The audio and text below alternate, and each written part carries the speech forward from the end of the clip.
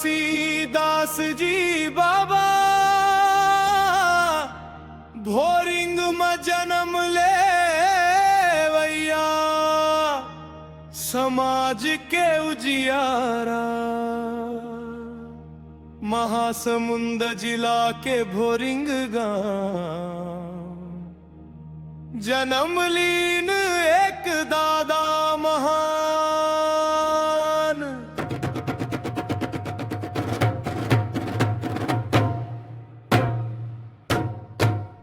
12 अप्रैल 1914 के दिन आइस धरती में चमके पहचान। 12 अप्रैल 1914 के दिन आइस धरती में चमके पहचान।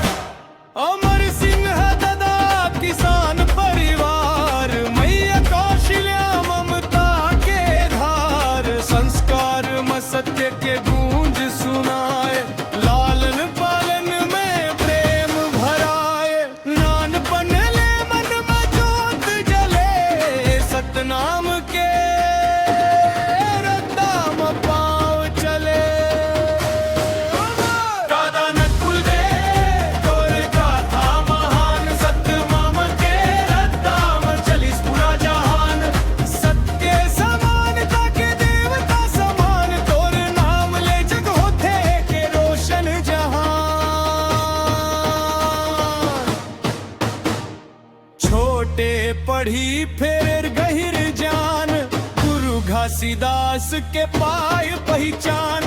सत्य ला जानव छानव के बात, बना दिन जीवन के असली जात। अंधविश्वास ला दूर भगाए, छुआछूत के जंजीर तोड़ाए। और मन के समान कहाए, मानवता के दीप जलाए।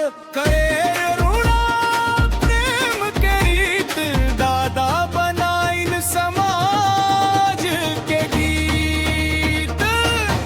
जयंती मनाए के दी से शुरुआत, 18 दिसंबर बनिस पर्व के बात।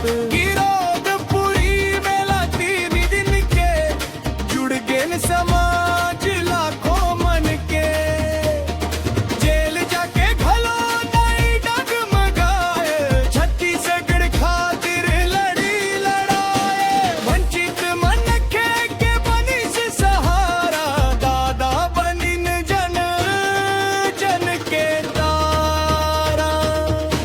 हो दादा नकुले अमर तोर महान, सत्य नाम के रद्दा में चलिस पूर जहान।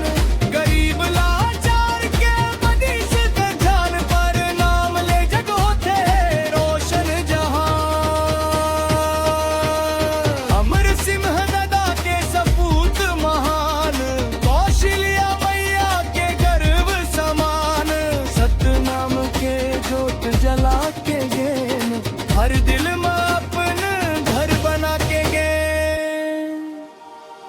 शिक्षा समाज और राजनीति में नाम, फैलाइस दादा सतनाम के धाम। जैत खाम जैसन ऊंचा सम्मान, आज घलो गूंजे घर पहचान।